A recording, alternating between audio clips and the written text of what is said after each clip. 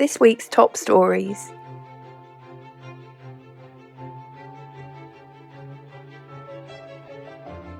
Public Health England is to be replaced by a new body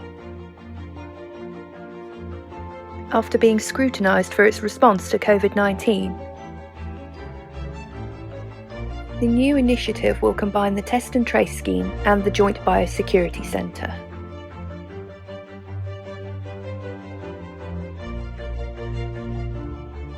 Capco's Covent Garden estate drops in value.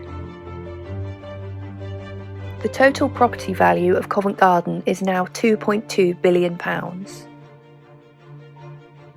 which is a decrease of 17% like-for-like since 31st of December 2019. In 2020, the ratio of open office to solitary work has shifted massively.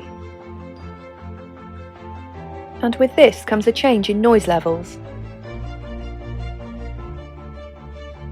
Is this change hindering or helping productivity?